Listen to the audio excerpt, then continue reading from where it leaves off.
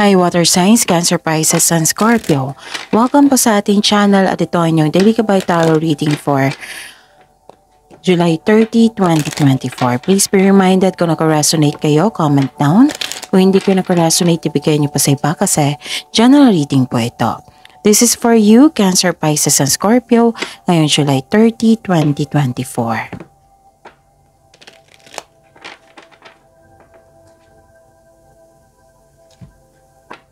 Maraming salamat po sa inyong patuloy na suporta at maraming salamat po sa mga hindi nag-skip ng ads. Gamitin ang reading na ito bilang gabay lamang. Sa mga hindi pa nag-subscribe, subscribe na po kayo at click bell notification para malaman nyo na may bago tayong video. Para po sa gusto magpa-reading po, may lumabas dyan sa screen nyo ngayon. Panoorin nyo po at sundin ng instruction. Calling the attention sa mga suki ko dito, open na po ang inyong monthly Gabay Tarot reading for August 2024. Pwede nakafocus sa career and money, pwede pong general. So, send me a message for schedule or for inquiry. Maraming salamat po.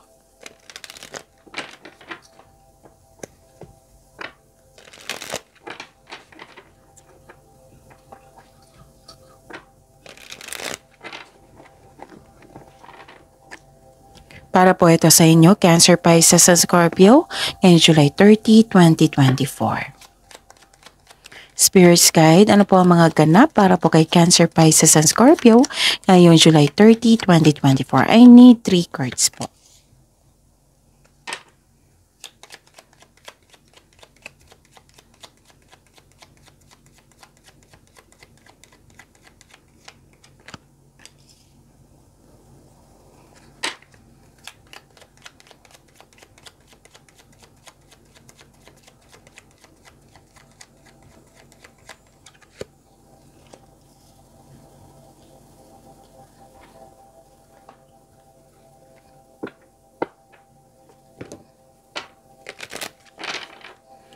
Spirit's Guide, Angels, Archangels, Guardian Angels. Mensahe po para kay Cancer, Pisces, and Scorpio. I need 2 cards po.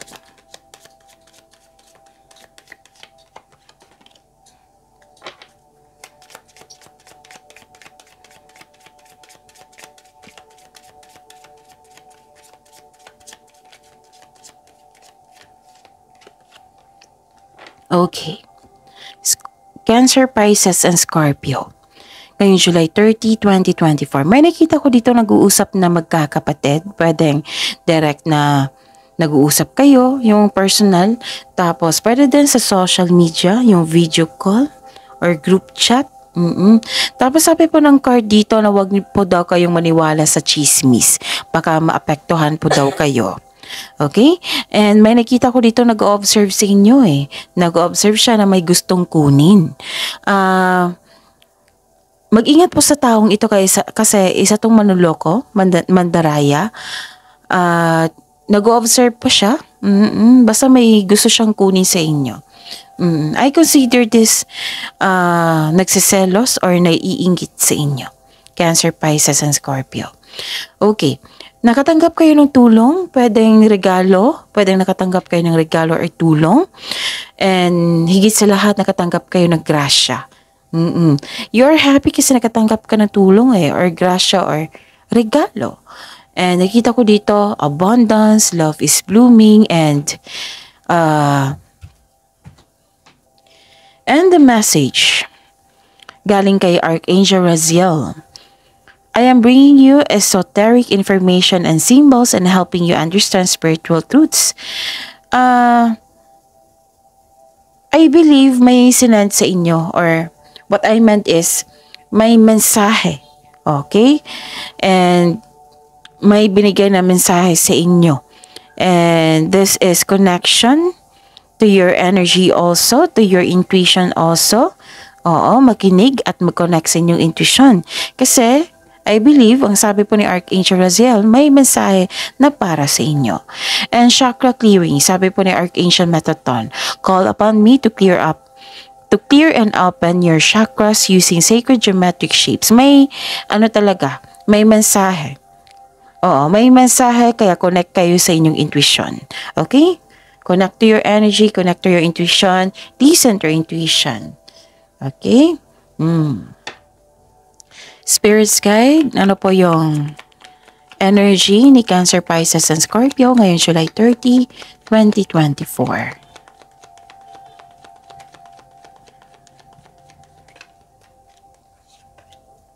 And the clarification of this card po.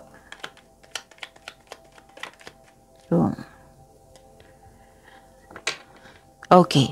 So this is a daily reminder para hindi kayo maguluhan, hindi nyo makalimutan, hindi kayo malito. Panoorin nyo po yung last 4 days Gabay Tarot reading nyo po. Like for example, napanood nyo ito ngayong July 30, 2024. Panoorin nyo po yung July 29, 28, 27, and 26. Okay, kung may nakita kayo o narinig kayong repeating message, kailangan nyo po yan bigyan ng atensyon. Kung maaari po, bigyan nyo po ng solusyon at aksyon. Okay? So again, calling the attention sa mga suki ko dito na laging humihingi sa akin ng Monty Gabay Tarot reading. Open na po ang inyong Monty Gabay Tarot reading for August 2024. So PM me for schedule. At huwag niyo kalimutan ha, uploaded kahapon. That is naka-focus sa inyo career and money for August 2024. So hanapin niyo po sa channel natin kasi kaka-upload nun kahapon. Okay? Maraming salamat po. Nagkaroon kayo ng hesitation dito para simulan yung matagal mo ng plano. Nagkaroon ng what I meant is hindi kayo makagawa ng desisyon. Or pwedeng nagkaroon ng hesitation or pwedeng nagsisisi kayo sa nagawang desisyon. Kung gagawa pa kayo ng desisyon ngayon, this is a reminder na kailangan nyong buuhin yan with concrete plan. Okay? Bago gumawa ng best decision. Kasi may nakita ko dito nagkaroon ng unwise decision, nagsisisi. So, kung ngayon dumating ito na magkailangan na magkaroon ng decision, then alam nyo na yung gagawin nyo. Okay? And this is also means takot ka mag-move forward or takot ka sa mga challenges na na-encounter mo. Nagkaroon ng hesitation to step out from your comfort zone. May plano ka na pero nagkaroon ng hesitation. You know what, Cancer, Pisces, Scorpio, kung konkretong plano ito, magiging confident ka niyan. So, siguraduhin, konkreto, solidong plano yan. Okay? Para balik confidence po ito. And, ang sabi po dito na, baka nagkaroon ka ng hesitation kasi may naalala ka sa nakaraan. Like for example, nagkamali ka sa nakaraan. So nagkaroon ka ng hesitation to make a decision now. Hindi naman ibig sabihin na nagkamali kayo noon, magkakamali kayo ngayon. So i-take mo yung lessons ang yung pagkakamali mo noon para hindi na maulit yung present. Okay? So maging maingat. Yung sabi ko kanina, konkretong plano, solid na plano. Kung yung information is not enough, then gather another factual information para magiging silbing anong tawag dito? Guide yung mga factual information na yan. Para kabuo na kayo ng desisyon.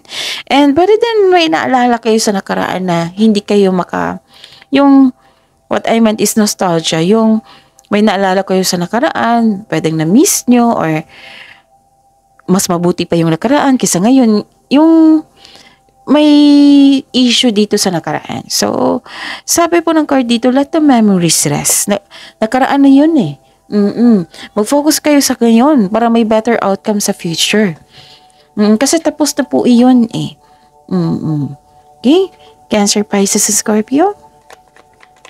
Spirits Guide, Career and Money po ni Cancer, Pisces, Scorpio ngayong July 30, 2024. Career and Money po.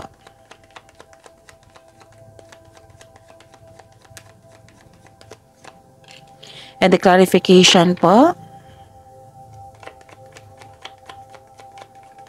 Okay, kunin ko to ha.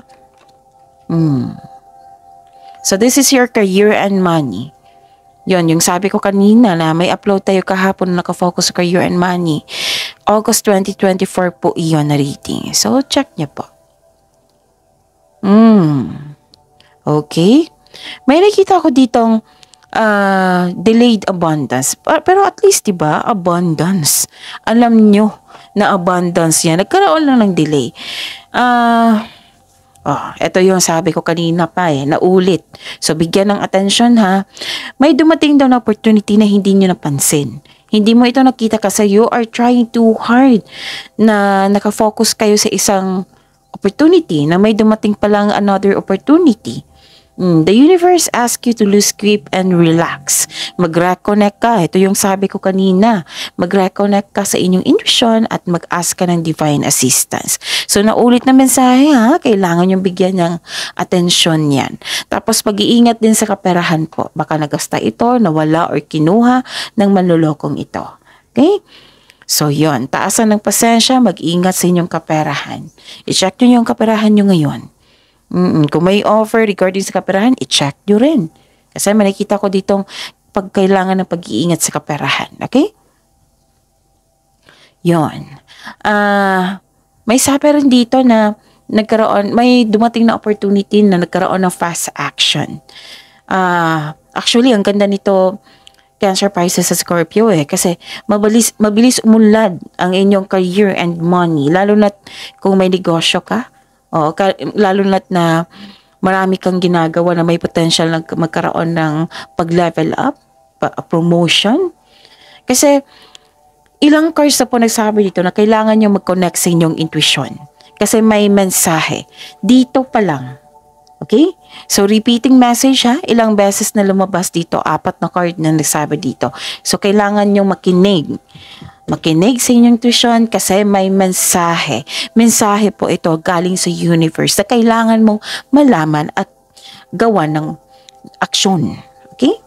Tapos, kasi itong mensahe na ito, magbibigay ito ng pagtaas ng kita, sweldo, promotion, pag-level up nga. O magdadala ito sa patungo sa tugo. What I meant is magbibigay ito ng tagumpay sa inyong career and money. And ilan sa inyo dito nakatanggap ng project or opportunity na magbibigay sa iyo ng excitement, kaya binigyan mo ng agarang aksyon. Spirits guide. Love life, self-love, partnership, and romance ni Cancer, Pisces, and Scorpio ngayon July 30, 2024.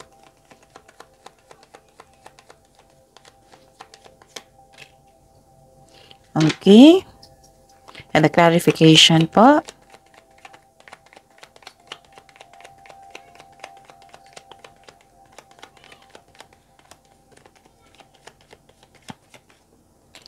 Yun maraming salamat po sa patuloy na tiwala at suporta sa ating channel. Maraming salamat po sa mga hindi nag-skip ng ads. May lumabas dyan sa screen nyo ngayon, panoorin nyo po. Kung gusto nyo po iyan, then follow instruction, okay? So, dito na tayo sa love reading nyo. Love life, self-love, partnership, and romance.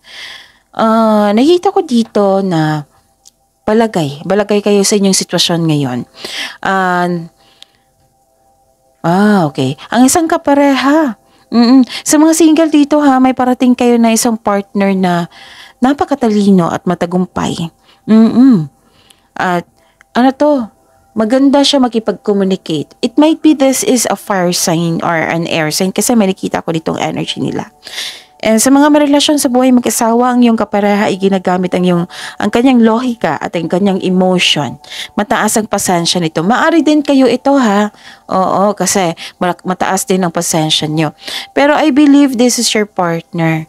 Kasi may lumabas na other signs dito, fire and air signs. Alam niyo naman, fire is an Aries, Leo, and Sagittarius. Air signs is Gemini, Libra, and Aquarius. Okay? So, mataas ang kanyang lohika. Mas tinitimbang niya ang kanyang logic kaysa kanyang emotion. Okay?